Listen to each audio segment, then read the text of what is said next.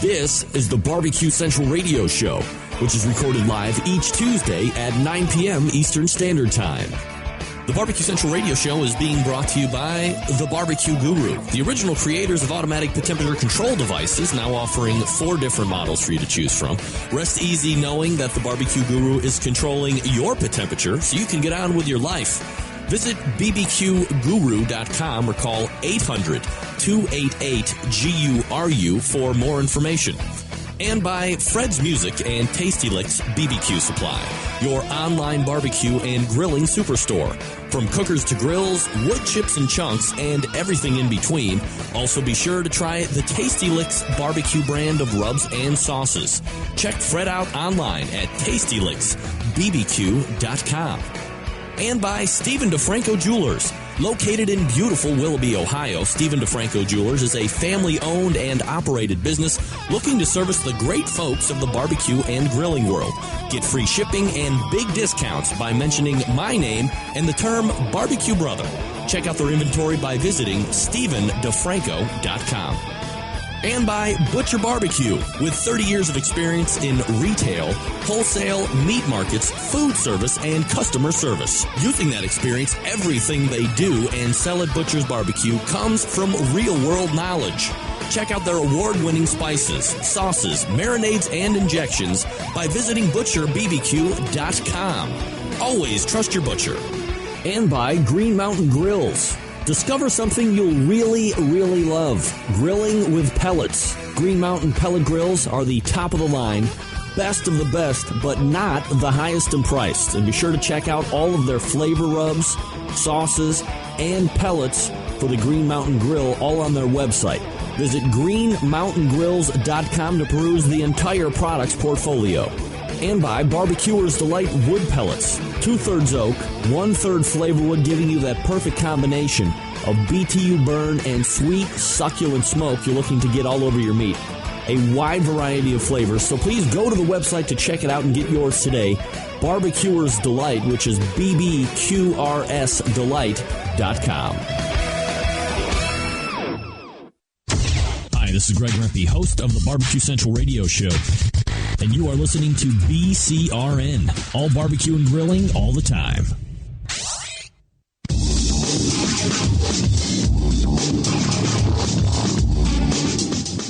So to get that perfect barbecue, you use wood. Are you sure it's safe? Whatever.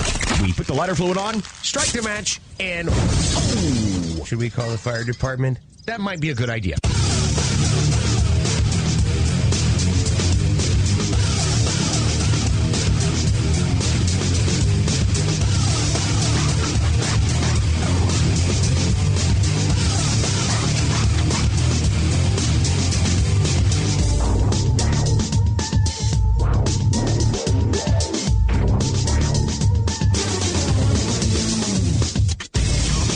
Welcome to another edition of the Really Big Barbecue Central Show.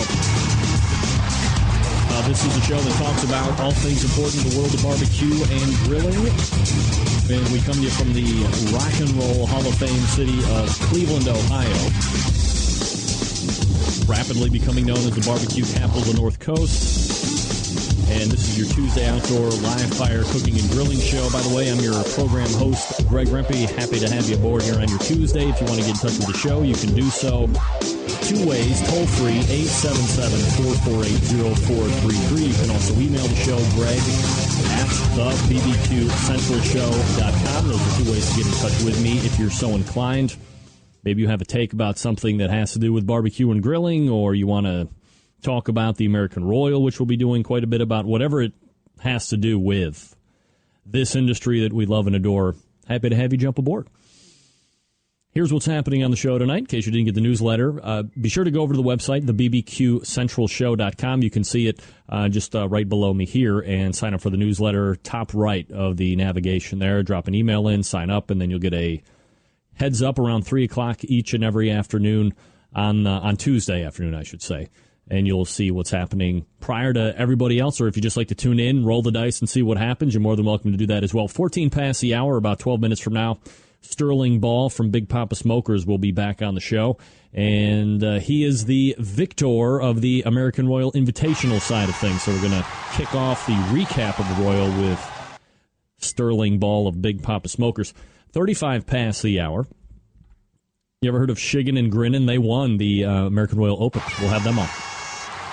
Jeff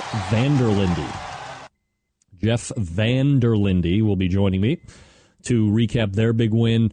The following day, they also had a very good showing in the invitational portion, 29th overall. So definitely nothing to sneeze at in that regard. So we'll get the recap from the two winners of either side of that weekend. Second hour promises to be huge as well. The Lou Gehrig of barbecue. That could be considered a little dark. You know what I mean? Danielle Domofsky of DivaQ will join me for the two interview segments. Lots to talk about. She was also at the Royal, so we'll obviously recap with her about her experience, her efforts there. But then more importantly, she also is touring the country right now and filming for her show, which I believe, at least at this point, made more specifically for Canadian television, I think. We'll find that out. Barbecue Crawl. If you follow her on Twitter, if you follow on Facebook, you've seen her pretty much attack North America and its barbecue haunts. She's also been competing while she's been doing the show as well. So it's kind of a nice mix. So we'll get into all of the show's intricacies, when we can look to see it on television, where we can look to see it on television, all that great stuff. So hope you stay tuned for the entire show. Danielle Domofsky coming up in the second hour. If that's your show, take it or leave it. 877-448-0433. Greg at thebbqcentralshow.com. Your Survey Tuesday questions. Throw out your answers as you feel. Where did I go? I don't know. Where'd I go? Am I on? Guys, am I on? Hello? Hello? Feel like I'm good. Anyway. Question number one. What was or is the best barbecue show on television, since we'll be kind of talking about that? Question number two. Who do you think would place better than they did at the American Royal Invitational? Who did you think was going to maybe win it or take a much higher finishing position than they actually ended up taking? A number of people emailing me my thoughts on that as Saturday came to an end. So who did you think was going to finish in the money? Might have finished more towards the bottom. Question number 3. Gang, week 5 of the NFL season is over this past Sunday. You've had a chance to see your team progress or fail, if you're in the Rock and Roll Hall of Fame, Sudi. Who do you think's going to the Super Bowl? Guess what? It's not the Browns. Quite honestly, there's a very good chance, and I'm not even embellishing at all, that they might not even win a game this season. Very well could not even win a game. Best chance was probably the first 2 weeks, and they have easily gone downhill after that. Shan's probably not too far off. The Houston Texans playing some strong football right now. So there's your Survey Tuesday questions. All right, American Royal results. Invitational first. As we know, and we'll be talking to them here in just a couple minutes, Big Poppa Smokers wins it roughly by, I want to say, almost 4+ points. Iowa Smoky D's came in second. So congratulations to Darren Worth and the team over at Iowa Smoky D's. Hogtied Barbecue came in third. There's No Place Like Smoke, fourth. Swine Assassins came in fifth. I believe it's, Humanese? Hugalicious Barbecue, sixth place. Bayou Boogie Barbecue, seventh. 8th place, Buffalo's Barbecue. 9th place, friend of the show, Big T's Q Crew. And rounding out top 10, Meadow Valley Barbecue. And you flip over the next day, American Royal results in the open portion. Of course, we'll have Jeff Vanderlinde coming on to talk about their win, Shiggin' and Grinnin'. Second place, friend of the show, QOw takes reserve. Smoky D's Wannabes took third. Not the same thing as Iowa Smoky D's. Fourth place. How about this for back-to-back days? Big T's Q Crew coming in fourth place. Texas Pepper Jelly. Craig Sherry, great effort over there. Always cooking very highly in the very well-attended events. He's also won the Houston Livestock and Rodeo. Swine Assassins turns around, almost does a place for place. They just dropped one spot, and they finished sixth place. So fifth in the Invitational, sixth And the Open Munchin' Hogs at the Hilton, Robert McGee and the crew over there, very good finish for them. Half Sauce Barbecue, 8th. 9th, Mel's Barbecue. And 10th place, riding some of that show karma, JP Custom Smoke, John Patty. That top 10 is very strong. Here's a quick note. You would recall at the end of the first hour, beginning of the second hour, during the second takes, Sean Rice of the Meet Me blog called in and was telling us how they were in transit to the American Royal Festival. And we look and see that El Fuego Fiasco finished 145th out of 154 teams. I'm not putting any of that on El Fuego Fiasco. The question is this, question number 4, Survey Tuesday. Is Meet Me, a.k.a. Sean Rice, the kiss of death to barbecue teams? You weigh in. I don't know. I got an email over the weekend, this from John Pierce via the United Kingdom. Hi, Greg and the team. Well, there's no team. It's just me. I'm the team. It's me. There's no I in team, except, well, never mind. Just a quick note to say hi, let you know what a great show you put on. I've been downloading the show now for the past 4 months and thoroughly enjoying them. I'd love to listen live, but the time difference does not favor my sleep pattern. I understand that. I'm a keen barbecue enthusiast and have learned lots from listening to the show. I cook using a Traeger pellet grill, and although the UK has a pretty bad reputation when it comes to barbecue, I'm spreading the gospel of low and slow cooking and your show. Thanks again for the show, and perhaps could you say hi to your UK listener on Tuesday's show? Could I? You're damn right I can. Thank you, John, for writing in, for spreading the gospel of barbecue, most importantly about the show. Thank you. And I think maybe that the UK might be getting a little bit of a bad rap when it comes to barbecue. You got John Finch over there spreading the good word and some great events that he puts on. Obviously, you have Toby Shea out there doing for the barbecue, the British Barbecue Society. So I think that's definitely a growing, wonderful thing. And what can I tell you? Let's not sell yourself short. Let's not sell the UK short when it comes to barbecue. Man, am I going to be able to get to this? Now, there's a little setup that is required for this, so I'm just going to go ahead and leave it as is. Getting a quick note in for my second hour guest. Yeah, we'll see what happens. Not too worried about it. I'll save it for next week. But I will preface this by saying, have you been hearing the term photobomb? You know what photobombing is?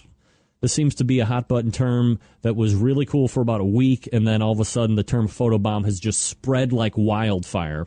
And quite frankly, it's highly annoying, at least in my opinion. And no matter what photobombs you've seen, I had that down. I have the mother of all photobombs well before it became popular. And I will show you that perhaps next week, so stay tuned for photobomb. We're going to be coming back with Sterling Ball of Big Poppa Smokers to recap the American Royal Invitational win that he had this past weekend. Before we do that, let me talk to you quickly about Tasty Licks Barbecue Supply.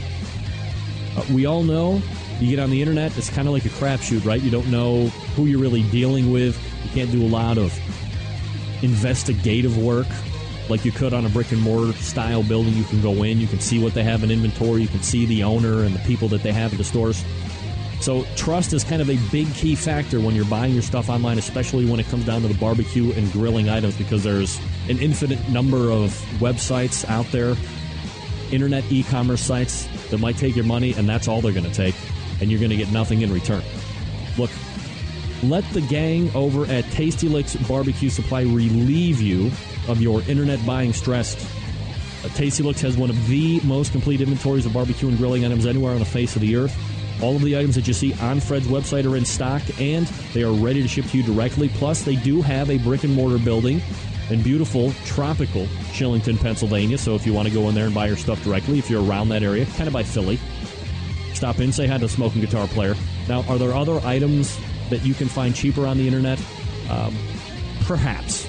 Are you 100% confident that you are going to get those items? When are they going to ship to you? They're all great questions that people ask me all the time. I don't have the right answer. Nothing that I can give you with 100% assurity, but I do know this. If you go to Tasty Lakes Barbecue Supply, all of the items that they have for sale are in stock. They're going to ship to you promptly. More importantly than that, they're priced fairly with help after the sale as well. They carry grills, smokers, ceramic cookers, electric cookers, various charcoal types, wood chunks and chips, cookbooks, accessories. Quite honestly, if they don't have it, you don't need it. And on top of all of that, Fred carries many of the other show sponsors in his store as well. So it's almost like you're doing this 2-for-1. And I got a great video to show you at the top of the second hour about Fred. This guy's a gas. I'm not talking Clint Cantwell a gas. He's a gas. Head on over to TastyLakesBBQ.com and let the confidence exude from you as you make your online purchases. Then enjoy your items upon delivery. And don't forget that Fred and the gang are there to help you after the sale as well. Very, very key. TastyLakesBBQ.com.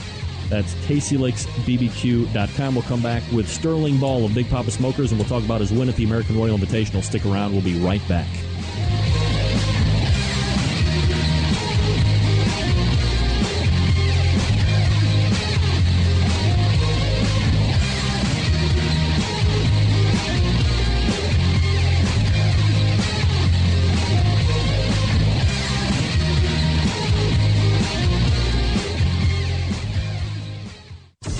Broadcasting live from the Barbecue Central Radio Network studios in Cleveland, Ohio. You're listening to the Barbecue Central Radio Show. Once again, here's your host, Greg Rempe.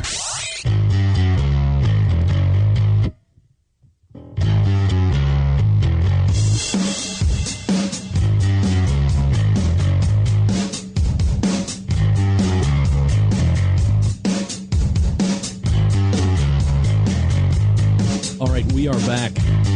14 past the hour. I love it when it goes like, yeah. 877-448-0433. Greg at thebbqcentralshow.com. Those are the two ways to get in touch with me if you should feel the need. The American Royal World Series of Barbecue took place this past weekend. Easily one of the biggest events that takes place during the course of the competition season.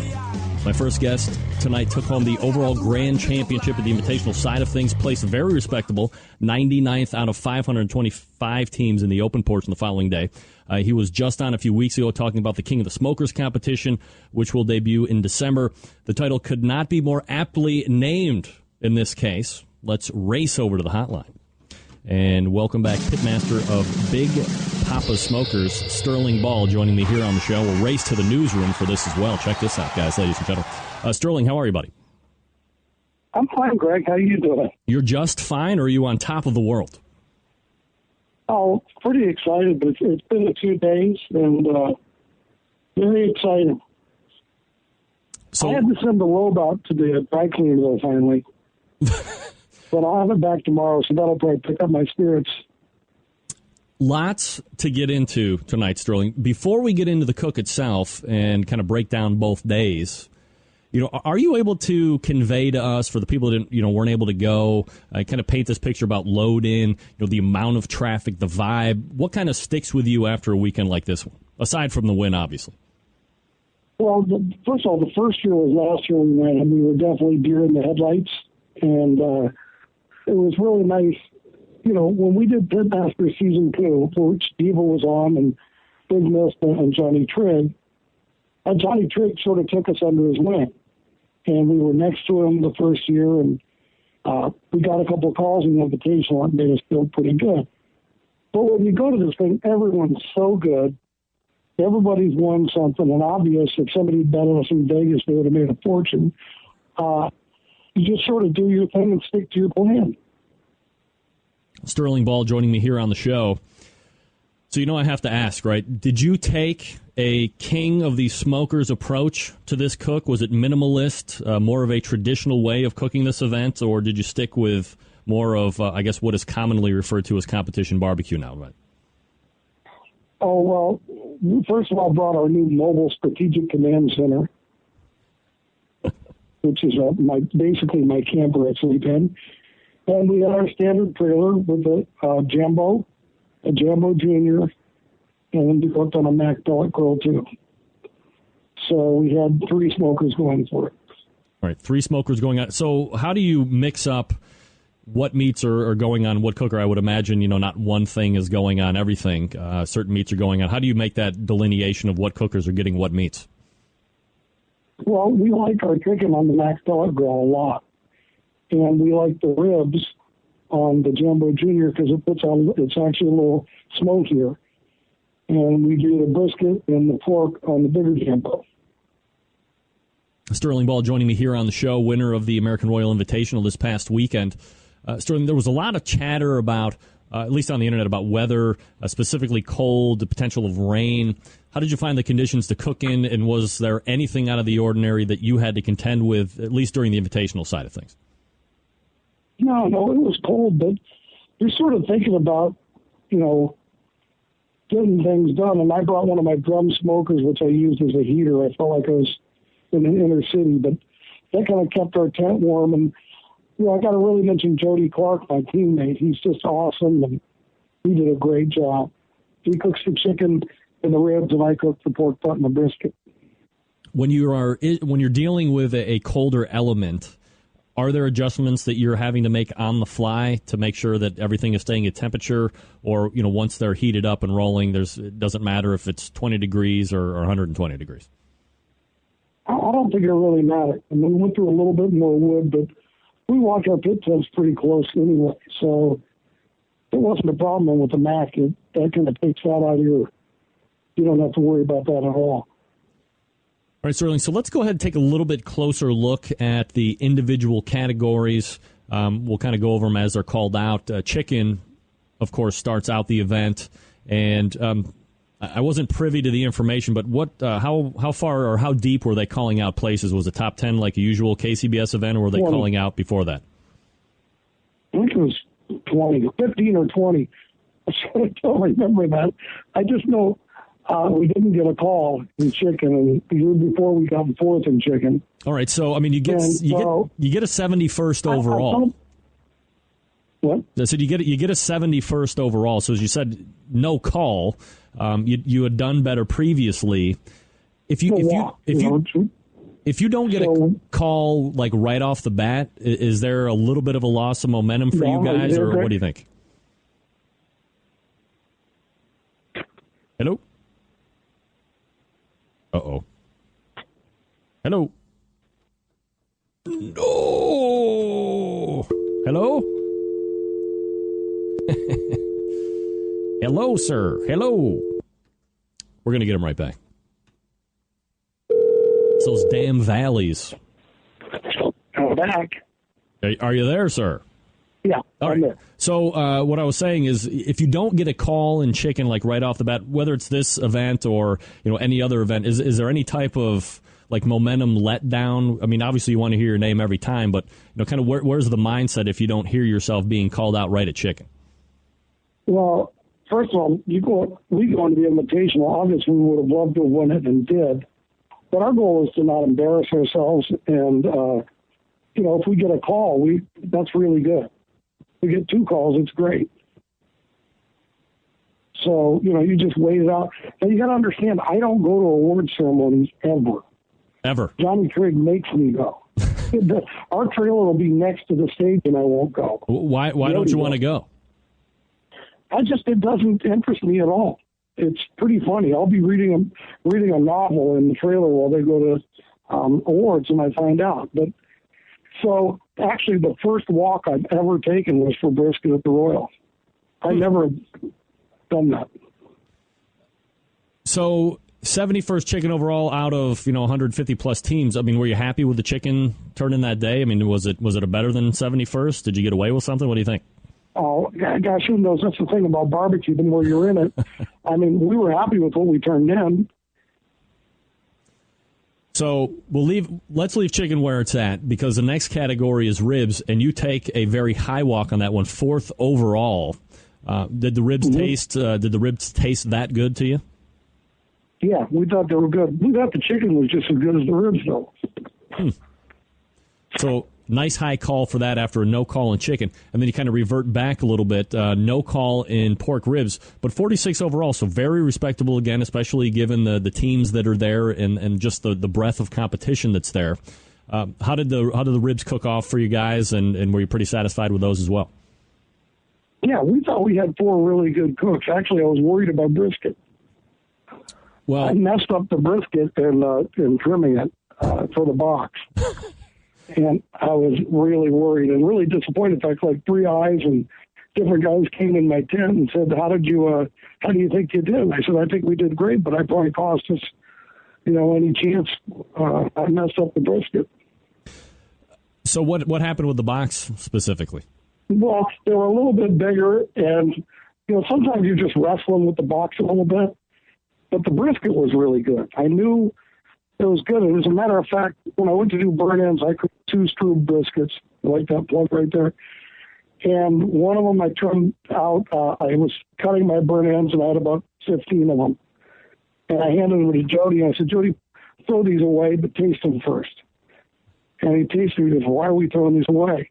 I said, because I have these 7 right here. He said, you're only cooking 7? I said, yeah. I said, they're perfect. And he put them in the cooker, and we put them in the box. So I thought the meat was good. I thought I really messed up the presentation. Right, but in the final scoring, you get 3rd overall in brisket, so almost place for place, brisket and ribs, just one behind on ribs. 4th in ribs, 3rd in brisket. You don't know where specifically you're sitting during the chicken and the pork category. So before they start calling overall call-outs, and we're talking with Sterling Ball, Big Poppa Smokers, who won the American Royal Invitational this past weekend, you have 2 really high calls, and then you have 2 meats you're kind of more or less in the dark about. Do you let yourself entertain a reserve grand or an overall grand finish at that time in your head, or do you just really have no idea at that point? No, I'm just sitting. I was pretty excited to get a call in the brisket, and I came back and, Johnny Trigg wasn't making things easy. I was sitting with him, and he goes, I think you won it. I said, Johnny, quiet. He goes, son, I think you won it. And I said, no, I don't think so. He goes, well, let's just watch. Luckily, so that was pretty funny. Luckily, things play out the way they do. Now, look, if I can be blunt, Sterling, and I don't necessarily think I'm speaking out of school here, but I don't know if you were necessarily like the odds-on favorite on that short list of teams to win the whole American Royal Invitational, considering some of the teams that were there and how hot they have been cooking as of late. Not saying that you weren't there to win. Obviously, you're all there to win. So at the end, when Big Poppa Smokers is called as grand champion, what are some kind of those emotions that are immediately rushing over you as the name's called out? Well, really, it's surreal and it's exciting. But I'll tell you something. One of the things I like is, number one, we're not favored because we haven't won a ton. We've won enough to get there. Number 2, we're from California, and there's a big California bias, which hopefully we're quieting that down a little bit. And one of the things I've noticed about barbecue, because, I have the online store, everybody in each region is buying the same stuff. Whether it's California or Florida, it's like sort of funny now. And in a way, it's sad because it's kind of the globalization or homogenization of barbecue. The flavor profiles are pretty similar, and I think it's because of the internet, because of classes, because of videos. So, I feel pretty good that we're the first team, I think, west of the Rockies to win the American Royal Invitational. And maybe that'll knock down some of the stigma about California barbecue. Now, I guess for the people that don't understand what you're actually getting at there, when you're talking about the California bias or the California stigma, what is it that you're trying to overcome, or what kind of an uphill battle is there perceived to be for the West Coast teams that you're having to jump through? Well, we're obviously not Iowa or Kansas City or even Florida or Georgia, but I think we're better than we may have been given credit. There's a lot of great teams out there. There's Left Coast, there's Kelly Key, there's All Sauce Up. There's a bunch of guys who really can win on any given day. Is there a difference, and you kind of alluded to it, I guess, but there's always also been this kind of, the West Coasters are more of a spicy, more of a less sweet flavor profile. Not necessarily the case in your estimation? No, I actually think we're probably sweeter, if anything. All right, Sterling Ball joining me here on the show. So you win overall grand champion, which has to be like absolutely amazing. It's a wonderful thing. A huge event to win, obviously. So you have 8 minutes to enjoy the win before you have to turn around and start the open portion preparation and all that stuff. After all of this, I'm sorry, go ahead. Greg, I was involved in the Hall of Fame, in the creation of it, and that was starting right after it. So I sort of had to dive right into that. And that was really, it was a fun night. But Jody and I were walking back after the Hall of Fame, and I said, Jody goes, I got to make boxes. I said, I haven't trimmed any pork. I got to season my brisket. So the party wasn't very long. Yeah, I was going to say, we had to get back to work. Maybe 8 minutes, more like 8 seconds if you're also dealing with the Hall of Fame stuff, which to all accounts went off without a hitch as well. When you start getting ready for the open portion, given all the other stuff and the big win at the invitational side, and now you're kind of getting back to home, has the winning of the Royal Invitational side began to sink in yet, and kind of realizing that accomplishment and what it means? Yeah, Jody and I kept joking and said, "Hey, Jody, we won the invitational," and a lot of our friends came by. And one of the things, when we go back there, we get to see everybody, and we're friends with, Pigskin and Andy and Kim and Smoke on Wheels helped set up our camp for us, and Todd Johns and Johnny and Jamie and all those guys. So they were very supportive, very nice. It was a really warm, nice deal.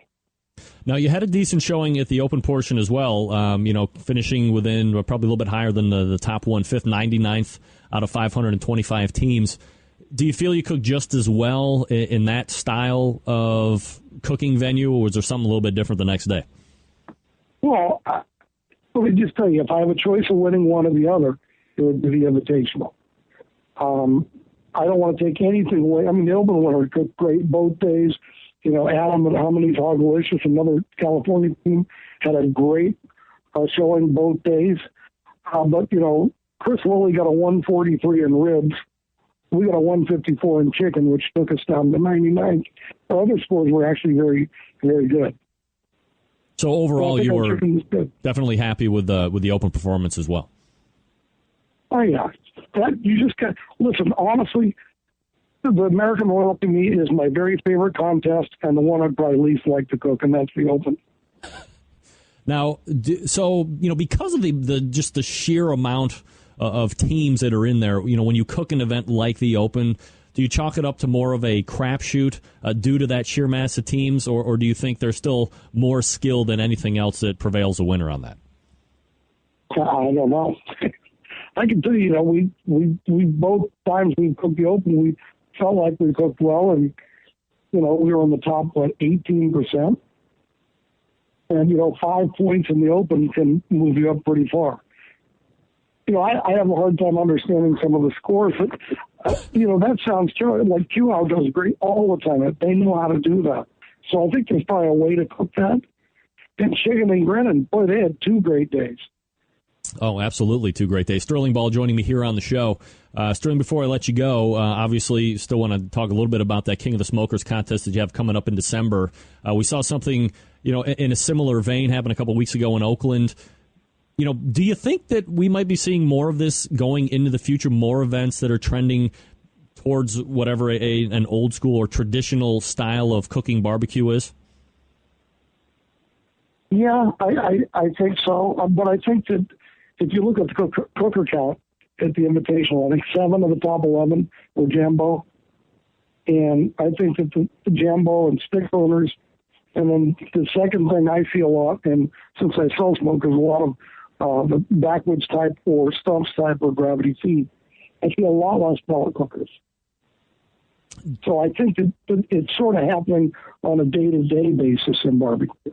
Yeah, I was going to ask you because, you also have a business interest in the world of barbecue as well, because you do cook a bunch of different, or you do sell a bunch of different smokers.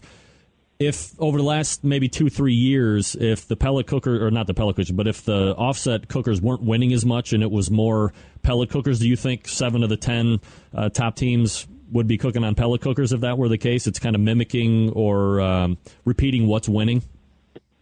Yeah, or I just think it's an evolution of flavor. But I'll tell you another thing about a California team, too, just like to come back, is that, I've got rubs like the Money and Happy Ending, and I would say probably 15% of the teams there were using my rubs. So, and they've been winning all year, so I think it's kind of, it's an interesting thing. I mean, still the best name for a rub I've ever heard. 5 years ago, you would have seen people buying rubs from the California barbecue team. Correct. Well, I mean, I haven't tasted it yet, but the name is second to none. Well, thanks. Happy I ending. sort of struggle at marketing. Yeah. Well, I don't know. A happy ending rub seems to be, kind of equally applicable to actually cooking, and then also some other stuff that people may or may not know about. Sterling Ball is the pitmaster of Big Poppa Smokers, the newest American Royal Invitational champ, and will be hosting King of the Smokers competition coming up this December. Sterling, congratulations again on the huge win this past weekend of the Invitational. Thanks for coming on tonight to break it down. I certainly appreciate it. Yeah, we're off to Santee now. Have a couple drinks on me. All right. All right, buddy. Pellegrino and cranberry. I'll see ya. There you go. Take care. There he is. Sterling Ball, winner of the American Royal 2012, if you need him. I want to sit here and say that, maybe a little residual karma from a couple weeks ago. I don't know. Huge event to win. You can walk away from that one this year going, hey, the best of the best were there. We came out on top. See you next year. Happy to have me. Good job for him. Good job for his teammate as well. God, that would be a great one to win. Who doesn't want to win that one? Damn. BigPoppaSmokers.com. BigPoppaSmokers.com is Sterling's website as well. Great guy to talk to. Very successful in the cooking side and business side as well. All right, gang, quick reminder. Here you go. You in the doghouse? Guys, I'm talking to you. You in the doghouse? You did something foolish? Got to get back into the house? You want to sleep back in your bed again? Don't know what to do? I have the answer for you. His name is Stephen DeFranco from Stephen DeFranco Jewelers. The website is this, StephenDeFranco.com, DIFRANCO, StephenDeFranco.com. You go on the website, you look at all of the items that he has to offer, whether it be highly fine-crafted timepieces, rings of any size, shape, color, or fashion. You have the necklaces, you have the tennis bracelets, you have the wedding bands, all of this stuff. But we finally know somebody in the industry. And this isn't like, a sales guy that I know that I'm kind of giving you the hookup with. He owns the store, ladies and gentlemen. Stephen DeFranco is Stephen DeFranco. So once you find something that you like on the website, you call him directly. 440-943-2700.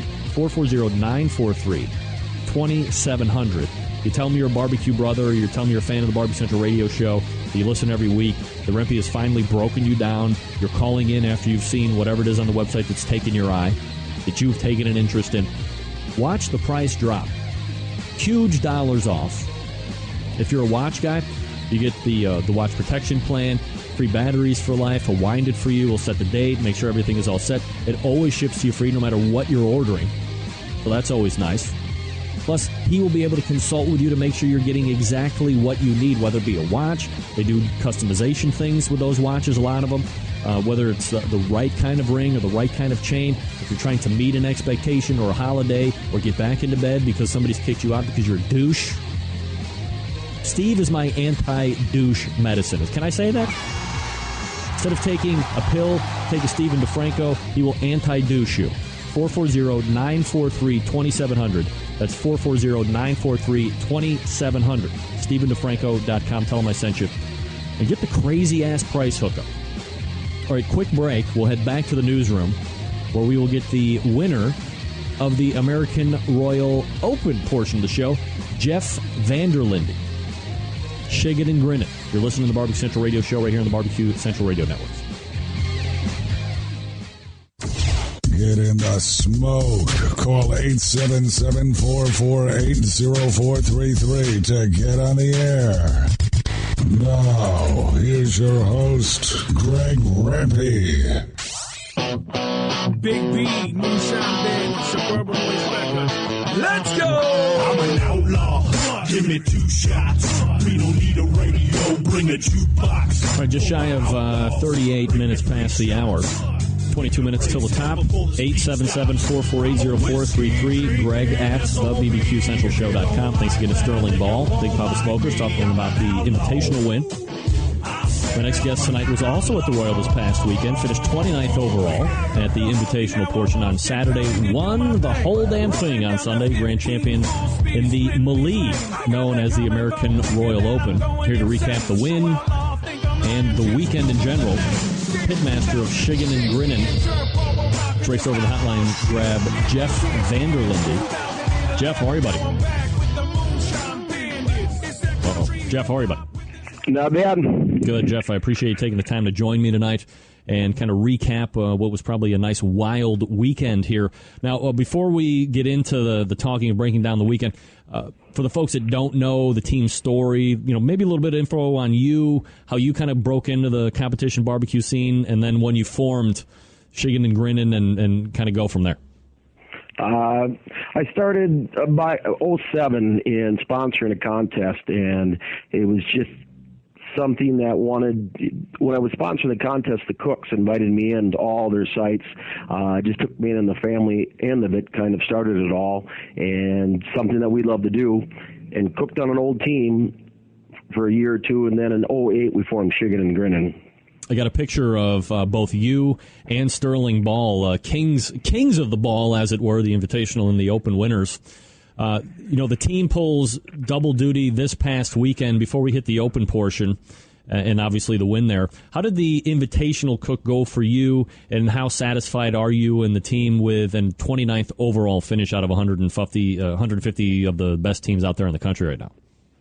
We had a good cook. I think we had a better cook on the invite in a couple of categories, but 29th in that type of field, absolutely amazing. My teammates, Derek Schonsberg, Ted Moonen, there's nothing like the Royal. So how quick of a turnaround was it for you and the team to start prepping for that open cook? Do you have any time to decompress and kind of strategize for the open portion, or is that something that's all done well in advance and you're just right back at it? We kind of hit our stride when we went right back into it. We're kind of known as a team that likes to live it up, our nightlife, and where my teammates maybe have a little bit more reputation on that. I'm the one that tries to go back, but at the Royal, I kind of got caught up in the excitement and probably indulged a little bit too much myself on Saturday night celebrating, Friday, because we did have a good cook. I mean, what kind of a atmosphere and situation is that whole weekend like? How many times have you been before? This is the third year in the invite and the open. So third year in, I mean, you kind of have that schedule down. I mean, you're not just kind of wide-eyed or pie-eyed going into it like a neophyte. But like you said, I mean, it's kind of a huge deal. So when you're getting kind of caught up into some of the celebrations and some of the other things that are happening, how is it best to kind of pace yourself so you're not getting too off course? Well, drink a lot of water. We've been lucky all the years at the Royal. I think we've always finished in the 30s in the open and in the invite. So it's a contest that's good to us, and we felt that we put the right cook together. It was something that we hope to win. Obviously, Jeff Vanderlinde joining me here on the show. Pitmaster of Shiggin' and Grinnin'. Do you make any adjustments to your cook when you go into a lot of 500-plus teams versus how you cooked for that invitational side, or same as is? We did same as is. The only thing we changed for the open is I used extra rub. We felt Ted on our team felt that the chicken was a little bland and the ribs were a little bland, so I did double up on some of the rubs that we used with the judges, and the crapshoot that's there, we felt it had to be a big flavor, and it obviously worked for us. Is Shiggin and Grinnin using something that's commercially made, or you guys make your own like rubs and injections and stuff? We use commercially made and then doctor everything up. And in my book, we've tried making our own rubs. We found it's actually cheaper to go commercial. And there's so many rubs that are out there that are good rubs, and you can find some micro stuff. So we're primarily sticking to adding our flavor to everything. So overall, how does the cook go for you Saturday night into Sunday? Anything crazy or naked women running around? Anything out of the ordinary you had to contend with? No, the Royal, a few overzealous fans, and the 2 o'clock in the morning gets a little bit more. But what really worked for us is Thursday night and Friday night, our team really lived it up. So by the time Saturday night we were playing wore out, and we throw our meat on, our big meats on at 11 o'clock at night, and we were trying to keep our eyes open until 11. Matter of fact, our big meats went on, and I was laying down in the motorhome by 11:19 that night, which probably is the biggest factor to contribute to our win. Yeah, you got to be fresh and making sure that you're choosing all the right things to get in those boxes to give you the best opportunity to win. Were you happy with all of those meats and those respective turn-ins as you run them to the tent? We were. After our chicken turn-in, Derek does all our turn-ins. He came back, and I grabbed a piece of chicken, and I stuck it with my chicken hook, and it was so juicy that the juice squirted up on me, and I knew we had something good at that point in chicken. Chicken is usually our strong suit. Last year, we were fortunate enough to walk in Bentonville with our chicken and at the Jack Daniels, third in each of them. So chicken is usually our strong suit. So before the awards happen, and we're talking with Jeff Vanderlinde from Shiggin and Grinnin, they won the open portion this past weekend at the American Royal.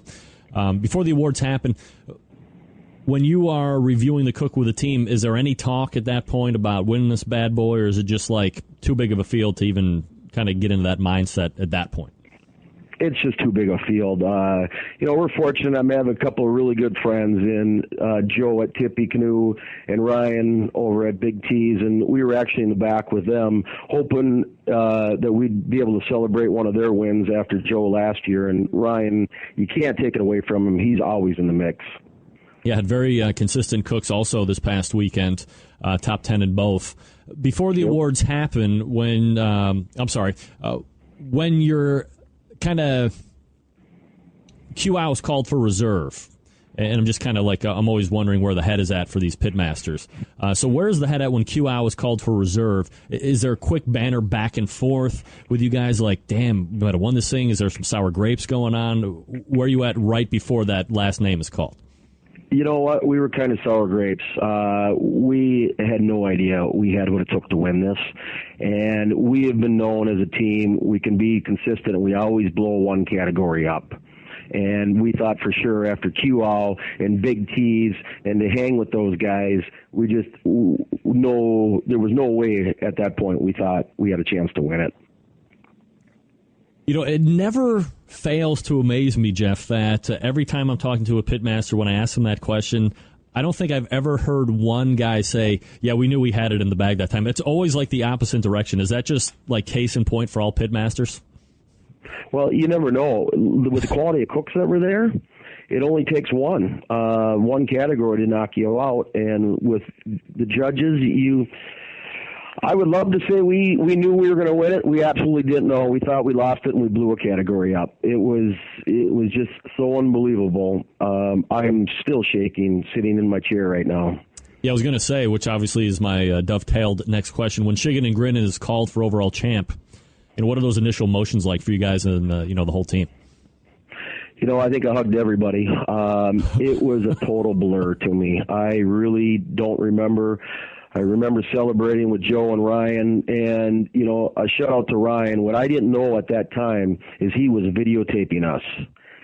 So he has the video, and I've watched it probably 10 times now. As a matter of fact, he just posted it on the Brethren, and it brought back stuff that I didn't even know that happened. Everything to me for the next 15 minutes was a blur. It's like one of the best blurs ever, though, right? Oh, I wish, it was the best blur ever. I was joking. I was so nervous when we were up on stage. I've never had that problem where my mouth was so dry I couldn't smile because my lips were sticking into my teeth. Absolutely.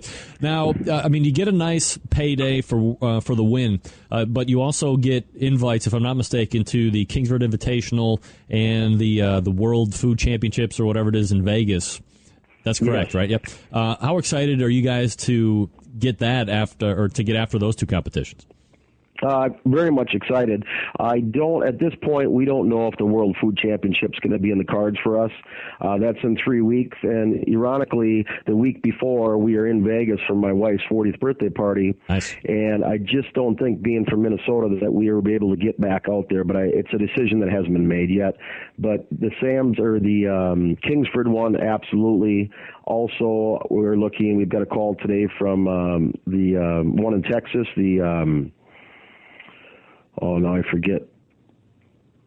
Livestock show. I'm sorry. Oh, yeah. Livestock show. We'll definitely be going down there. And then, of course, we get lucky enough to get our third appearance at the Jack for next year again. All right, cool. So I was just going to say, are you cooking the Jack this year then? No, we cooked it the last 2 years, and we weren't fortunate enough to get in the draw this year. All right, so no Jack for you.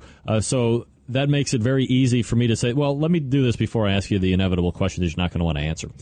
Would winning, if you do end up competing at the World Food Championships in Vegas, and then Kingsford, would winning either of those two events begin to compare with what went down this past weekend, or is this like an all-timer for you that you're going to be talking about for eons to come? Well, I think it's going to be an all-timer. I thought the highlight last year was 4th overall at the Jack, and I didn't think it was going to get any better for a bunch of local boys from Minnesota. But it's tough to say. I'd love to cross that bridge and see what it's going to feel like, but right now I can't imagine anything the high that we just experienced on Sunday night. What are you guys cooking on? Cooking on a Old Hickory, a CTO, and 2 Traeger grills. Big meats on the CTO. The Traeger grills were kind of brought on as a joke. One gentleman that we competed against could never get a call, and I said I'd take it and I'd beat him with it every week, and that is actually what we cooked the ribs on. That we were 3rd place was on the Traeger grill. Not joke ribs, evidently. No, we got lucky there. Jeff Vanderlinde joining me here on the show, pitmaster of Shigan and Grinnin. They won the open portion this past weekend at the American Royal. So if I could tell you right now, Jeff, you just slide me over the Grand Championship this past weekend at the Royal Open, and that will guarantee you a Jack Daniels win. Do you take me up on that trade? If so, why? If I would, it's the prestige of the Jack. We've been there twice. It's just a contest like no other, but the competition at the American Royal, it's everybody. There's been countless teams that haven't been fortunate enough to get into the Jack that have won 30, 40 grand champions. So when it comes to competition, I think the American Royal is hands down a stronger of the two competitions. So you'll keep that win and not take me up on me guaranteeing you the win for the Jack. Wow. How about both? Yeah, of course. How about both? But it always has to be one or the other with me. I'm Sophie's choice. I'm living in the moment right now, so I'm going to say I'm going to stay in the moment. Absolutely. I agree. I happen to agree with you by chance, but I have my own view on the Jack Daniels, which we won't get into tonight because we don't have that much time. All right. So you're cooking on the Old Hickory. You're cooking on Traegers. Where are you going to be competing at next? Well, right now, if it would be next, it's going to be the World Food Championships in Vegas. Okay. And then I believe the Kingsford is in November sometime. It's kind of been a world one. We haven't gotten it all straightened out. Ironically, we were supposed to be cooking on a new Jambo, and we were going to have it delivered to add us to the Royal, and it got mixed up a couple days before, so we ended up staying with the CTO, and I think the CTO is probably going to work its way out throughout the season now. Well, you're having pretty good luck with it, so why fix what ain't broke? Jeff Vanderlinde joining me here on the show, recapping the win over at the American Royal Open portion, and a very good showing on the invitational side as well. Jeff, appreciate the time tonight. Thanks for helping me break it down, and continued success to you. I'm sure we'll talk to you soon. Appreciate it. Thank you for your time. Yeah, you got it. There he is. Jeff Vanderlinde. The trouble with sound effects, evidently. No website that I know of, so I can't tell you go to shigginandgrinnin.com, but you can find Jeff individually on the Facebooks.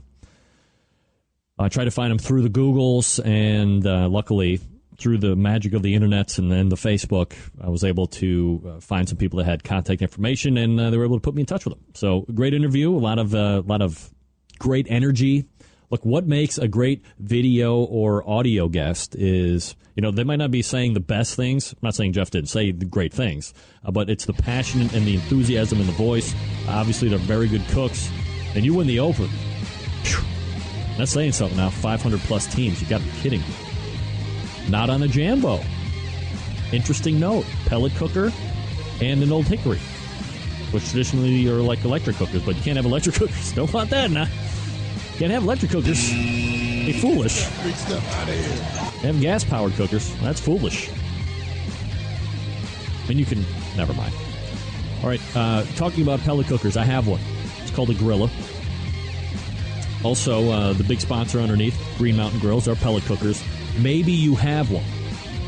Maybe you just got one and you're like, where am I going to find these pellets to put in this pellet-fired cooker?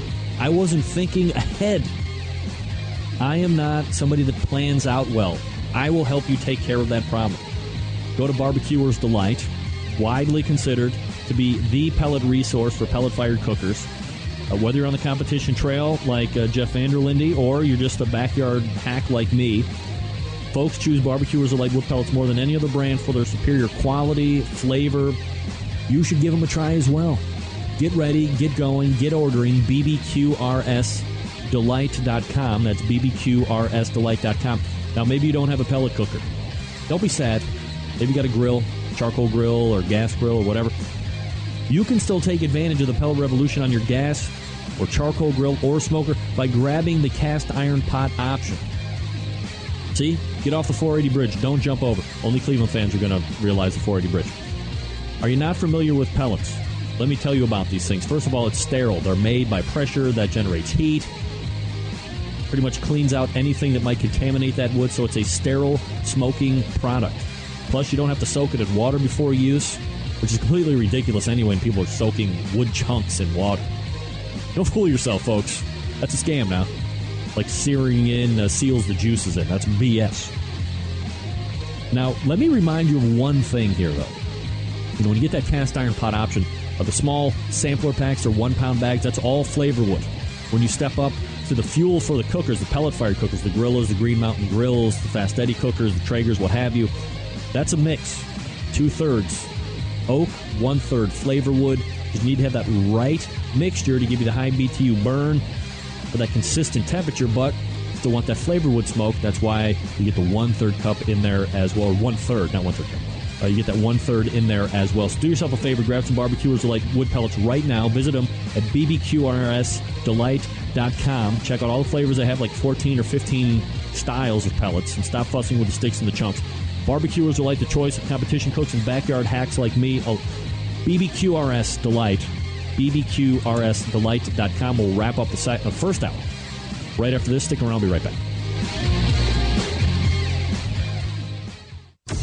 Big name interviews, advice on cooking brisket and ribs, and the only host willing to share his honest opinion on all things important in the world of barbecue. It's the Barbecue Central Show.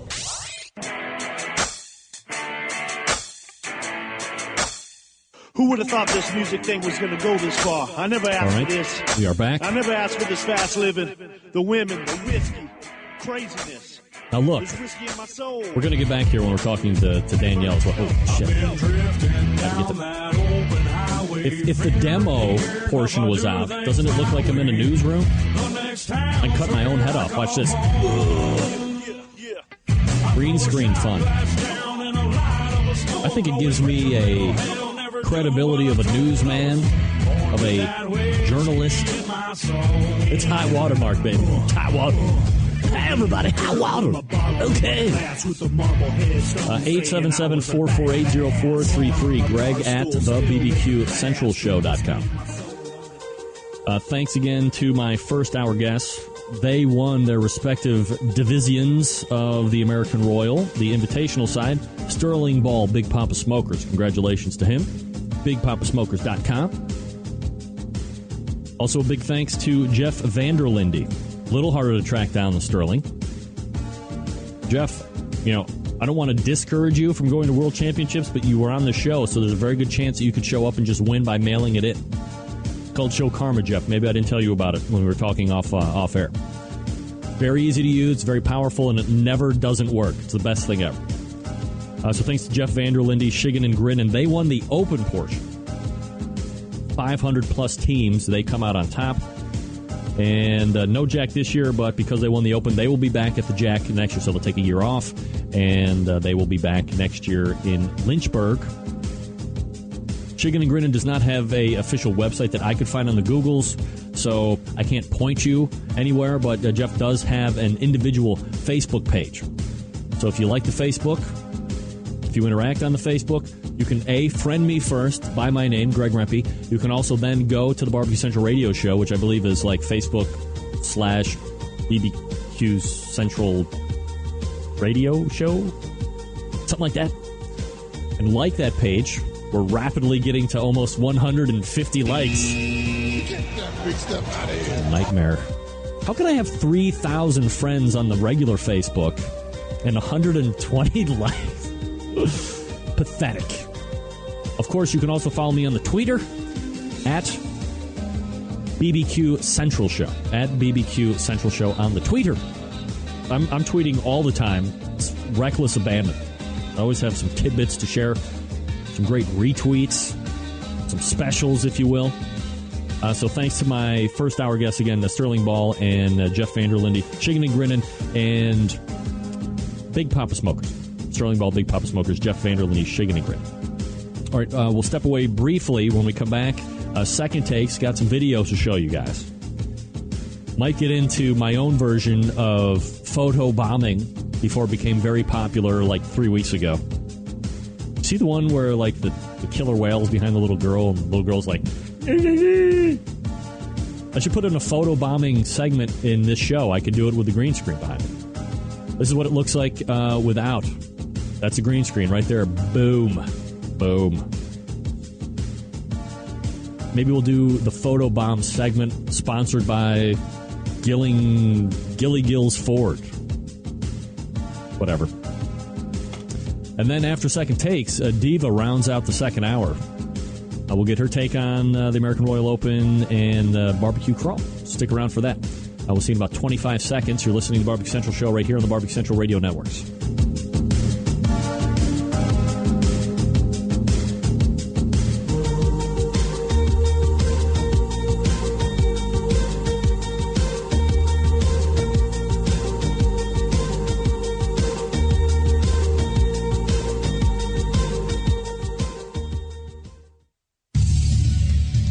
This is Scott Grenier from Fairfax, Vermont, also known as Scotty BQ, and you're listening to the Barbecue Central Show.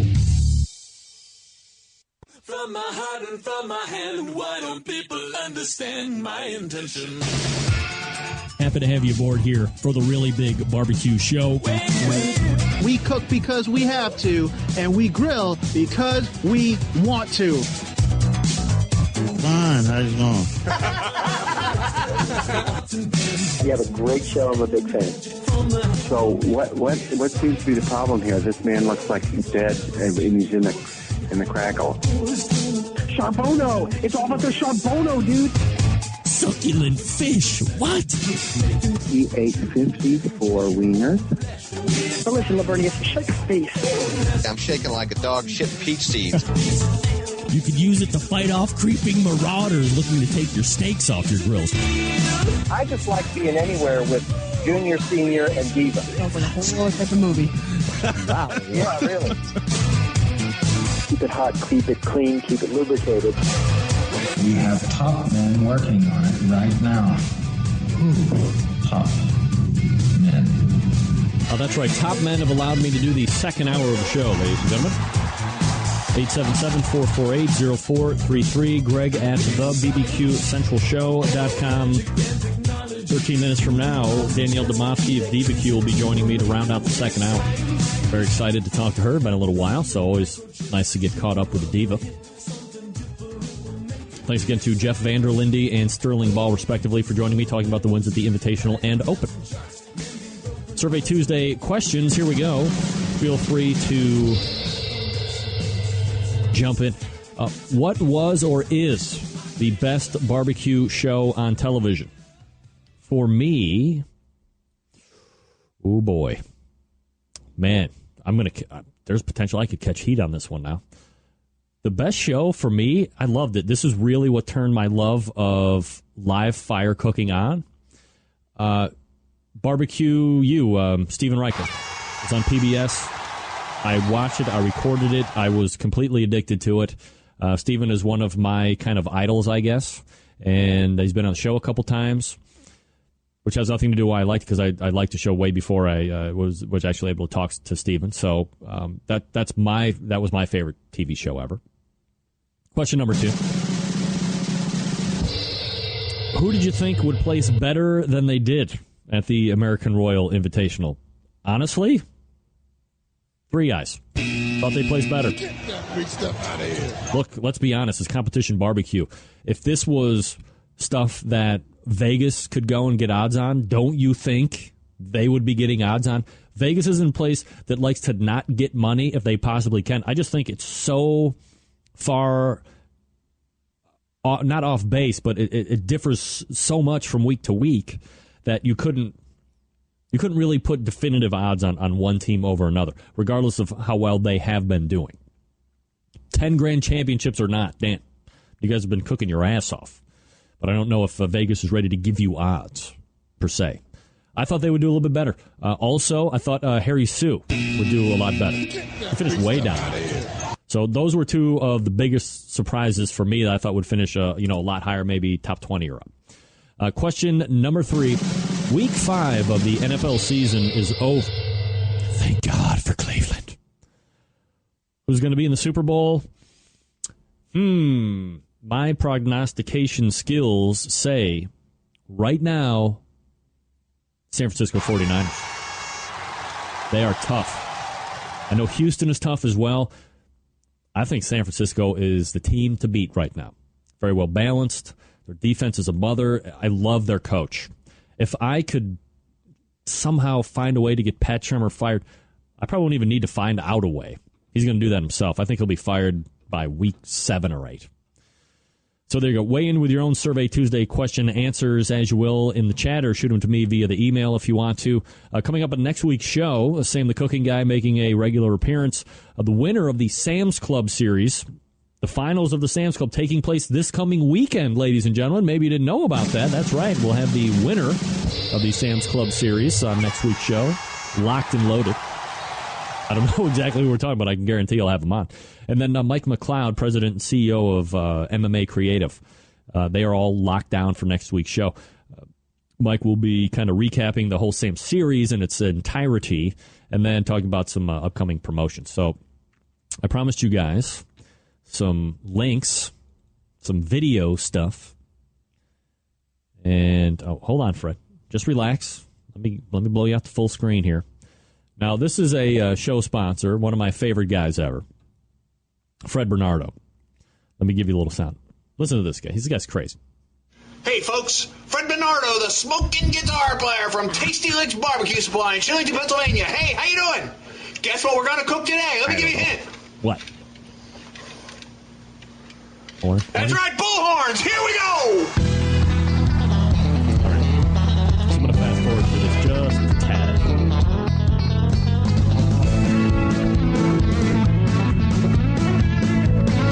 He's going to go over how to French, as you call it, French, where you push all the meat down from the top down to the bulbous bottom, if you will. Oh, now we're buffering? Give me a break. Oh, no. That's the whole part. Don't ruin it. Oh. Okay. Come outside. Here we go. Grill here. We're going to put them on a rack, and we're going to cook them in this pellet grill. Now listen. We got it at 275 degrees. He said we're going to put it on a rack at 200. So they're going to put the drumettes on a rack. Best part of the whole thing coming up right here. And we're going to put them in here. There's our rack. We're going to hang them right on there, see? Look at that. That's going to make a nice presentation, just like that. Look. There you go. You see what's happening? Isn't that pretty like that? Look at that. Got room for one more over there. And we'll put some over here next to the rack that don't fit on the rack. Oh, my God. We're going to cook them to perfection until that bacon starts getting a little done. I don't know. I mean, how... It's videos like that make me wonder how the hell are people not going out and buying these chicken drumstick holders. The toothpick, Shand, was to keep the piece of bacon on. Don't be all skeeved out. All right, here's the next thing that I wanted to show you guys. These are the top 10 food myths and one surprising truth. Food myth number 1. Pop Rocks and cola equal instant death. Don't eat Pop Rocks with Coke. You could explode like that kid on the Life cereal ad. The mother of all food myths occasionally surfaces to fight zero evidence that Pop Rocks, invented in 1966, can blow up humans. I didn't necessarily think that was actually the case, but just in case, no, it didn't. Didn't kill Mikey. Myth number 2, if you're craving a certain food, you're low in nutrients. If it contains, what? Ice cream and bugles for all. Unfortunately, we humans can't discern the presence of individual nutrients in food. A craving for red meat doesn't mean you have an iron deficiency. It probably just means you want a steak, just like us. Myth number 3, absinthe. Okay, real absinthe will make you hallucinate. It's illegal in the States from 1912 to 2007, thanks to part in its reputation for causing hallucinations and criminality. Absinthe is traditionally made using wormwood, a shrub containing the chemical theogen. Theogen does have some pharmacological properties, but you need to drink a pint of absinthe to get a mild theogen buzz. Myth broken. Number 4, eating yogurt can stop travelers' diarrhea. Anyone suffered from the Montezuma's revenge will only be told that eating some yogurt will combat that stomach condition. A New Delhi-based reporter thought eating yogurt would protect him from the local bacteria, but after eating a tempting-looking but evil mango, he learned from the CDC that there is no food on the planet that will prevent travelers' diarrhea. How about beer than liquor, never sicker? I've never understood that one. In college, people would always say it, a beer before liquor, never sicker, liquor before beer, you're in the clear. What a bunch of BS, right? The hard truth is that the more you drink, the worse you're going to feel the next day, especially now when you're getting old like me. Truth, Ruth. Beer and sparkling wine tend to irritate the stomach lining and speed up alcohol's absorption rate, so you might get drunker faster if you moved to hard liquor after you drank beer. But, you're not going to get sick if you drink one first over the other. Eating before bed can kill a hangover. Wrong. Absolutely not. Searing a steak or burger seals in the juices. No. This one sounds so awesome that you want it to be true, but folks have tested it and found searing or roasting can sometimes diminish meat's juices. Then it goes on to tell you what searing actually does, which I've told you about 750 times on this show, but here you're getting it from an unauthorized source. Don't believe me now. You can get Alzheimer's disease by using aluminum pots and pans. No. The 5-second rule. Little chestnut rears its head whenever someone drops something. It says 5-second rule. Probably should become the 0-second rule. In the 2007 study, 99% of salmonella bacteria immediately clung to a piece of bologna dropped on the floor by British people. So there you go. Little fun fact for you guys before we move on to the interview portion of the second hour. I knew that searing in the juice is a bunch of BS. I knew it. I could feel it in every fiber of my being. In the cockle regions, nay, the subcockle regions of my very heart. Quickly, before we get to Danielle Domofsky, we've talked about this potential swing of getting back to more traditional style barbecue and all that crap. But who cares? let me talk to you about the biggest, longest-running sponsor of the show, the Barbecue Guru, the antithesis of what people are looking to possibly get back to. This is an automatic pit temperature control device. They're the creators of this technology. Don't go anywhere else. Don't be fooled by these other gadgets that are out there. These guys created this technology, so why would you buy from anybody else? I don't know, maybe you're a kook. If you're a kook, do kooky stuff. If you're not a kook like me and the majority of Centralites, you go to the Barbecue Guru. Now, maybe you're not familiar with how these little things work, right? I'm not going to get into the minute details, the minutia, if you will.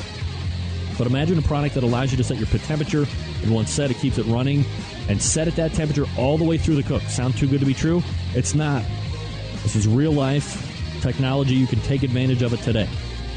Now, maybe you're a busy working professional. Perhaps you're constantly on the run with kids doing errands. Quite frankly, you just don't have the time to set around 10 pit temps. I'm hip. I agree. The Barbecue Guru allows you to throw on a pork butt or a brisket or a couple slabs of ribs. You have to do whatever it is you need to do to get done. The Barbecue Guru maintains the pit temp you set it at. There's a bunch of different models to choose from. The most popular one right now, the CyberQ Wi-Fi unit. You have a hotspot. You have access to Wi-Fi. You can get into the cooking temperatures and meat temperatures and all of that stuff through a smartphone, through a netbook, through a tablet, whatever. And you can make those adjustments accordingly. You don't have to go out to the cooker anymore. You also have a CyberQ 2. You have a DigiQ DX2. You have the PartyQ. It starts at $129. The PartyQ is the easiest point of entry for all pit temperature control devices. It's a self-contained package that runs on AA batteries. You can hook it to a Weber kettle grill or a bullet-style smoker. For $10 more, you can put it on the ceramic-style grills because you need a special flange. Man, it doesn't get any bit. It's totally portable. You can take it wherever you want. Here's what you want to do. You want to go over to the website, thebbqguru.com. You can check out all the products. If you have any questions about what to order, you call them directly, 800-288-GURU. That's 800-288-GURU. They will make sure you're outfitted with exactly what you need to get you up and running right out of the box. If you have any questions after the sale, 800-288-GURU. BarbecueGuru.com. The Barbecue Guru, a breakthrough in barbecue technology. All right, we'll step away for just a few seconds. We'll come back with Danielle Domosky of DivaQ, and we're going to be talking about a lot of barbecue stuff. Hold on your panties. We'll be right back.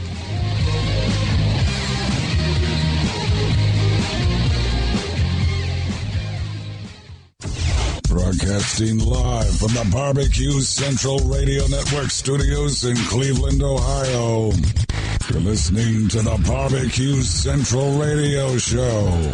Once again, here's your host, Greg Rempe.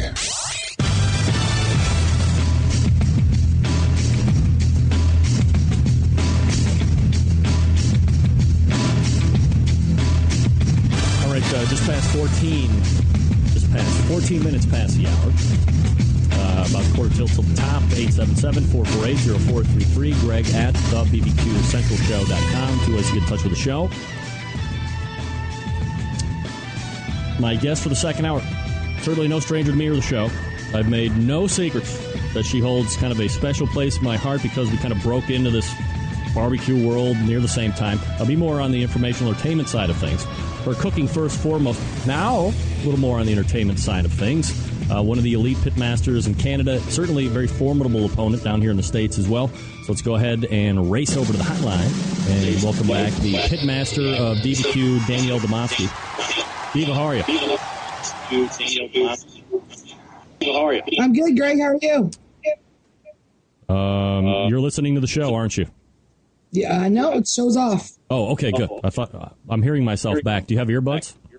No, not tonight. Unfortunately, my laptop busted out about a week ago, and I'm on my daughter's teeny tiny little netbook. Notebook. Oh, you're on a Nook?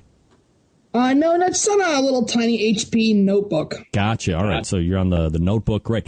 All right, so we'll see how this goes. If it gets too unbearable for you, just let me know, and we'll go ahead and call the telephone. Yeah. But we'll kind of work with it for now. So I'm going to have to caution the listeners right off the top. because there could be times during our interviews tonight where I come across extremely biased, perhaps gushing at times for things that you have accomplished, you're getting to do right now. And look, I'm not a kiss ass. I think we can both agree on that. But I love success stories and seeing all of the hard work that you have been putting in, not only in the public eye, but there's a lot of stuff that you're doing behind the scenes that a lot of people aren't up to speed on. It's great to see people that I have gotten to kind of get my comeuppance with realize some of the dreams. And this has really been a whirlwind year for you. On the whole, Danielle, how does 2012 compare to some of these other years that have come before it?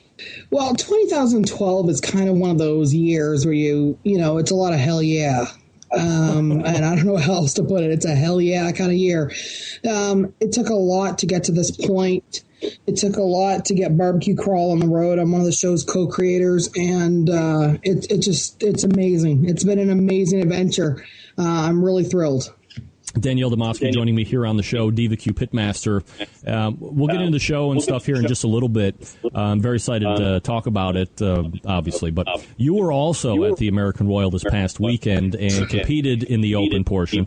Look, that's what you want to call it. I don't know about those scores, but you take 160th overall. But look, let's be honest.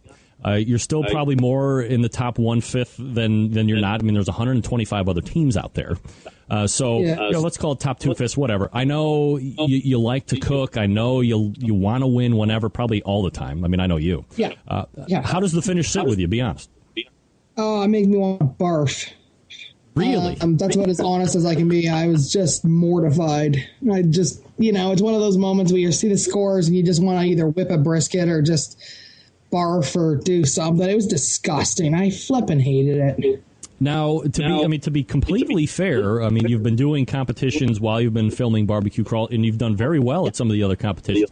Now, given the size, given what we know about the Open and the associated crapshoot that a lot of other teams are just going to say out there, I mean, you're no excuses for sure, but, I mean, you have to somehow factor size and all that other stuff into how you're going to finish, right? The one of the last times I competed at the Royal, we had a top 10 finish. We had a 6th call-in brisket. I had much higher expectations for my results at the Royal this year. I'm cooking better this year than I ever have before. I'm definitely much more in the groove this year. It's this year is the highest we've ever been in KCBS for chicken. For our other finishes, we're sitting 71st overall, I believe, right now. My goal this year going in was to be in the top, 100 of KCBS. We're sitting at number 71. Our chicken just dropped to 11th place overall. So I had much better expectations for the Royal. I'm not sure what happened. I know the chicken probably deserved where it landed, but at the other 3 categories, I'm a little disappointed to say. And it is what it is. You just, suck it up, pull up your panties, and move on. Is there no percentage of your mind where it's more crapshoot given the amount of teams, or is it? I think you're hitting that. Mike Davis from Lotta Bull always says something, and I have to agree with him. He says, the good food always rises to the top no matter what the numbers are. And so while I do believe that, some of the street judges, I guess, have hurt me, at the end of the day, good people always rise up, and that's why you see great teams like Big Poppa Smokers, like Shiggin and Grittin, and like so many others that are up there. What it is, what it is. So the team, on the whole, as we were kind of just discussing a couple minutes ago, is having a very good year. How are you gauging your competition success this year compared to previous seasons? I feel much more in my groove this year. One of the cool things is that I've gotten to do more contests this year. Other than a couple of very short weekends, I've been on the road since April of this year, and this is now October. And not all of them were KCBS contests. I've just been on the road doing barbecue-related items since April, whether it be Barbecue Pitmasters at the beginning of the season, 2 episodes of that right into my own show, Barbecue Crawl, at the end of the season, and then, of course, all these competitions in between. I just feel much more in the groove this year. Have you been able to work some kind of, I mean, you say all that stuff and it's just kind of rolling off your tongue like no big deal, like everybody does it every day and twice on Sunday, but that's a big commitment. You also have a home life. You're married, you have kids, you have, extended family, all that other stuff. How hard is it for you to find some type of a medium or a workable schedule so it allows you to do all that stuff? Well, one of the coolest things is that I am the luckiest woman in barbecue, hands down. I'm going to say it right out there. No matter what I come in as scores, I am the luckiest woman, probably one of the luckiest women in the world. I have the most incredible family. My husband, my kids, my friends, my neighbors, my teammates, my mother-in-law, my father-in-law. I am so blessed beyond blessed to have such a supportive family that moves mountains, moves schedules, does anything they can to support my barbecue dream. And if I did not have that support system in place, I could not do this. And so that's why, at the end of the day, when I go out and compete, I don't feel like I'm just competing for Diva Q. I'm competing for my family, my friends, because they have given up other things in order for me to be there. Was there ever, when you started out doing this stuff and, and you and Vlad are talking about dreams and delusions of grandeur about all this barbecue stuff you want to get into, did you guys ever put together like I want to call it like a timetable of success? So, we're going to put in X amount of time, and if we don't reach these benchmarks, we're either going to pull back or just kind of go into another direction, or did you never have that conversation? Well, one of the things is that I was a corporate HR operations manager for 10 years first. I have a degree in marketing and a degree in HR. And so I had a very good career in that. And one of the things is that, sometimes it's much better to live and take some risks. And so barbecue was a big risk and a big thrill for me to take on. And my husband and I actually did have quite a few of those kind of conversations. Where do I want to go and where did I end up being? I had quite a few investors approach me last year and the year before to open a restaurant. And it was just not on my path, and I didn't want to do it. And the media company I've been working with for about 3 years, and a wonderful woman by the name of Emily Glenn from RTR Media Productions in Kit Redmond, really did believe in me. And so I figured I'd give it another 3 to 5 years. And then, I've been doing this for 6-7 years now. And I figure after 10 years of this, if I didn't get what I wanted, which was a TV show, then maybe it would be time to look at something else. But in the meantime, I'm just giving it every single thing I've got. Danielle Demoski joining me here on the show. DivaQ.ca is the website if you want to check her out. She's got a great blog and a lot of great information on her website. Let me back out just for a second, for the people that might be just kind of joining in the show for the first time. Maybe they aren't as familiar with DivaQ as some of the rest of us are. How did you get started into this whole big bad barbecue deal? What was your shining moment of like, man, I got to try that? Well, about 6.5 years ago, I had a friend by the name of Jim call me up and say, hey, the Canadian National Opens or Canadian Championships are here in my hometown of Barrie, Ontario. I've always loved to grill. I've always loved to cook. And so we ended up judging, and after I judged that contest, I had some great barbecue, I had some good barbecue, and I had some not so great barbecue. And I said, I really need to get me one of those smoker thingies. And that's exactly what I called it. And that was the beginning of my career in barbecue. And that was my first WSM. That's the Black Beauty. And since then, I've bought, 25, 26, 27, I don't know, some odd other grills in the meantime in the last few years. And then I just kept going. For me, it's not necessarily always to be first. I mean, I love to win, don't get me wrong, but I love the whole experience. I love the fact that there are such an incredible group of people that are out there doing this insane sport. And I just kind of kept going and trying to move along my own barbecue path. We had the website, we have the Twitter, we have the blog, we have a great following. And then I got, asked to do a lot of media. So we did the Today Show a few times, and we did Canada AM and some other programming, and then Hitmasters a couple of seasons, and now ultimately my own show. That's pretty much the Reader's Digest condensed version. Great. All right. So you blew the ass end out of some of my questions later on. So I appreciate that. Way to go thoroughly. I appreciate that. Now, when you were at the Royal, did you take part, or did you watch the whole Barbecue Hall of Fame thing? What was your take on that? No, actually, I don't have time. Unfortunately, I would have liked to go over and seen some of the other guys win. I mean, would have been really cool to get over to the Barbecue Hall of Fame. The problem is that what people don't realize is that I had a camera crew in my face all weekend, the entire weekend. And, a lot of the normal, potlucks and parties that I would have attended or gone over and seen, I just did not have time because we had to cover certain content for the show.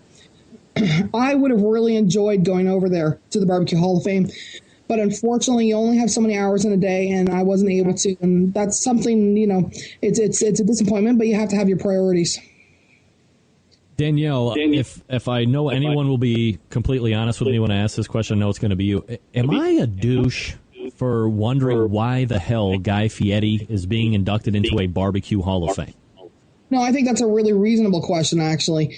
I'm of the opinion of this. Guy Fieri is probably one of the best, and I know I'm going to get hated for saying this, but Guy Fieri is probably one of the best people to pick to go into the Hall of Fame.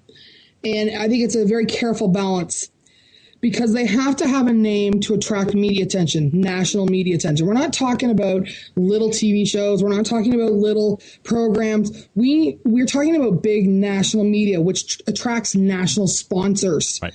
And so by having Guy Fieri there, certainly draws that, and I understand why they would want to do that. Now rumor mill has it, and that maybe he was not the only person they asked from the bigwig names of food TV to be inducted into the National Hall of Fame. But I certainly can understand why they did. I would hope that in future, boy, am I careful wording this. I hope in future that the selected people for the National Barbecue Hall of Fame may be judged and allocated a place based more on their actual barbecue skills in competitions and in the industry based on name recognition. I understand why they did it. I understand that I think Sterling worked his ass off in conjunction with a lot of people to get this up off the ground. And I really do believe the guy has done an exceptionally good job with barbecue, despite what many people think he's a douchebag. I will tell you right now, I love a lot of his sauces too. But at the end of the day, it would have been nice to see some other names. I mean, Notley Q maybe would have been a nice name to hear. There would have been other names that I really personally would have liked to hear called and nominated and inducted into the Barbecue Hall of Fame. But at the end of the day, if you do not have those sponsorship dollars to support it, it is a dead fish. And you can't go any further with a dead fish. So they need those monetary dollars to get those sponsorships to keep it maintained. I just want to make sure that people understand that I don't think I like Guy. Like, I would want to hang with Guy and do shots with Guy and get cast off poon from Guy and all of this great stuff. I like what Guy is all about. Cast off poon? Seriously? I did not. It just sounded like it. I'm American. But in the Hall of Fame, why not have him be the MC? That, to me, I think is better. But, again, we're talking about national recognition. It's probably not going to be as much for Guy letting people in or inducting people in. Nevertheless, I mean, I really do have a point of contingency when you're talking about celebrity categories for Halls of Fame, because now we can look at Halls of Fame. Football, basketball, baseball, and, they're not having, Bugs Bunny being inducted into the National Basketball Hall of Fame because he was in Space Jams with Michael Jordan. Nevertheless, I'm satisfying myself only. Danielle Demosky joining me here on the show. All right, so let me kind of switch pace off of the American Roll just for a second. A year ago or so, I was asking pitmasters about this vanillaing of the competition flavor profiles, and everyone seemed to be chasing the same thing, and the creative side seemed to be dwindling a little bit. Do you still find that to be the case by and large, or is that tide starting to change a little bit? Well, I'm in one of those kind of weird little places where I am one of the few people that actually still makes her sauce on site from scratch for two out of my four categories. I've always made my sauce. Our pork sauce, our chicken sauce, which are traditionally our two best categories. I make that sauce on site or I bring it in from home. The rest of the homogenization of rubs and sauces and flavors, I'm right on board with those. Because at the end of the day, you kind of got to go, what's it going to take to get me up there? What's it going to take to I don't like eating my competition food other than my brisket. I hate it. I hate my chicken. I hate my pork. I hate my ribs. But I make them not for my palate. And if there is an established palate out there in that homogenization, then I'm going to go after it. It'd be foolish not to. Do you think there's a point where that will start to break off a little bit? Absolutely. I think everything's cyclical. Last year I got 7 first places in pork. I'm doing even better pork this year, and I can't get a call to save my ass. same recipe, same everything. So there's subtle changes that obviously I missed this year that have occurred. I think there's, Sterling's line of rubs. I got to tell you, I've used them. There's some great stuff there. That's not to plug them, just to be honest with you. The Andy Groneman Smoke on Wheels, he's got some good crap that he puts in bottles, and God knows it's great stuff. Butcher Barbecue. There's a lot of really good, consistent products out there that a lot of us are using week in and week out because of that. What was the biggest change, or what is the biggest change in competition barbecue that you have seen since you started? Maybe something that you used to do that you would never even think about doing right now. I think there's a lot more science-based barbecue going on right now. There's a lot of things that are left less to chance. Barbecue Guru makes a fantastic product, and so there's so many products that allow you to dial things in a lot tighter, a lot to much more specific levels. There's so many more phosphate-based injections now that are on the market. There's a lot more people applying science to the meat and art of barbecue that never would have happened before. It used to be, you just cooked a piece of meat, turned it in, and that's it. Well, now we're analyzing the crap out of it, consulting food scientists and doing a lot of other kind of research that never would have occurred before. All right, so let's go ahead and transition out of the barbecue competition stuff here and get more into the barbecue crawl and TV aspect of stuff here. Prior to the new show, which obviously I'm going to imagine is your favorite, and we're going to talk about here after the break. What has been your favorite on-air experience so far? My favorite competition experience? No, your favorite TV experience with barbecue. I'm going to be very biased and say, you know what? I love the first couple seasons of Barbecue Pitmasters and Steven Reichlin. I love them. I thought they were brilliant for TV. Steven Reichlin was the one, I saw in the chat roll earlier that you guys were talking about that. Absolutely. I love Steven Reichlin. But then again, I got to tell you, I love the first couple seasons of Barbecue Pitmasters. They made me happy. Were you a fan of... I love seeing my friends. Were you a fan of Barbecue with Bobby Flay? No. More because he was a narrator versus a cooker, or you just didn't like the setup? It's not my thing. He's too flashy. He's too... just no. Now, in the barbecue TV landscape, what do you think is good? What do you think is lacking? Well, I always like real, approachable people in real settings, as much as they can be. I really love watching Steven Reichlin. Primal Grill. Love it. All right, Danielle Denosky joining me here on the show. Danielle, I'm going to ask you to just hang out here just for a second while I go ahead and talk about one of my fine sponsors. You might know him. You might have heard about him. Dave Bosca, Butcher Barbecue. And he's always continuing to figure out ways where he can help his customers. How about free Butcher Barbecue for 1 year? That's right, I said it here. Free Butcher's Barbecue Original Injection, Pork Injection, or Prime Injection for a full competition season. Are you freaking kidding me? Free toot wouldn't be better than that. Well, no, it wouldn't. I swear to God. Now, starting, it was like a couple weeks ago, all you have to do, you order online, continue to do so all the way until October 26th. And that just happens to be the Jack Daniels. Entry closes when the winner of the Jack Daniels is announced. Now, here's the best part. Winner of the free Butcher's Barbecue Injection for a year will be announced live right here on the Barbecue Central Radio Show. That's right. Dave has allowed me to reveal the winner of the year's supply of injection of your choice. Now, in true Jack Daniels qualification process, every order placed from now until the winner of the Jack is announced, your name will be added to the hopper every time you place an order. For instance, let me throw out a hypothetical, if you will. You order 700 separate orders of Butcher Barbecue products. Your name entered 700 times. It's just that easy. Trust me, I think your odds of winning would be very good at that point. Just saying. I hate saying just saying.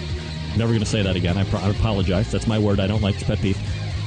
So look, it's really easy. You go to butcherbbq.com for all of the details. And then, of course, if you have been flamed, let down, disappointed by another brand of injection, just send it right into Dave. He will replace it with Butcher Barbecue pork, beef, or prime injection. Up the top of the navigation on his website, there's a thing called Trade-In. You print off the label. You'll ship whatever is left of your commercially made product. Dave will weigh it, and then he'll return you back a like weight of his stuff, which has been time-tested, customer-approved. And it's only honoring the commercial stuff. Strict limit of 5 pounds per household. These are great things that are happening right now. The potential of 1 year free barbecue rub from Butcher's Barbecue or injections. And then, of course, the trade-in program, which is happening now. ButcherBBQ.com. That's ButcherBBQ.com. It's just one more way to trust Dave Bosca and the good folks over at Butcher Barbecue. We're going to step away, and then we'll come back with some more talk with Danielle Demoski of DBQ. You're listening to the Barbecue Central Radio Show right here on the Barbecue Central Radio Networks.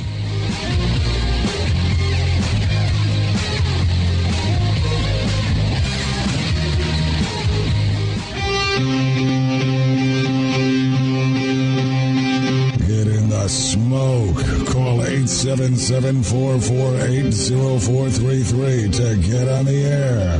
Now, here's your host, Greg Rempe. All right, coming up on 37 past the hour, Danielle Demoski joining me here on the show, 877-448-0433. Greg at thebbqcentralshow.com if you want to jump in. All right, Danielle, so Barbecue Crawl, this new television show, maybe you've heard of it. And I guess where do I want to start? Is Barbecue Crawl pitched to you? Were you pitching it to somebody? How does that whole initial thing start off? Uh-oh. Can you hear me? I can hear you, yes. All right, there we go. All right, go ahead and text me that, or shoot me that number real quick, and then I'll call you.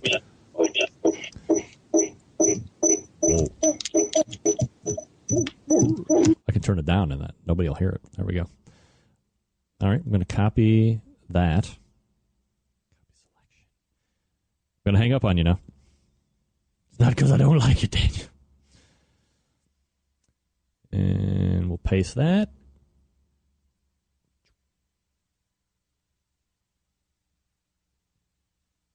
People always ask me, what do I need earbuds for? That's why. Right? Let's see how this is going to work out. All right, sorry about that. No worries. It's all good. All right. Let me... Oh, great. I'm frozen. Whoa. All of my 5 screens have just went black. Wow. That can't be good. No.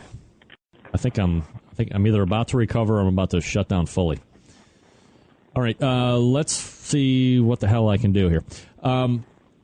Barbecue Crawl, was it pitched to you, or were you pitching it to the networks? How does that whole thing work out?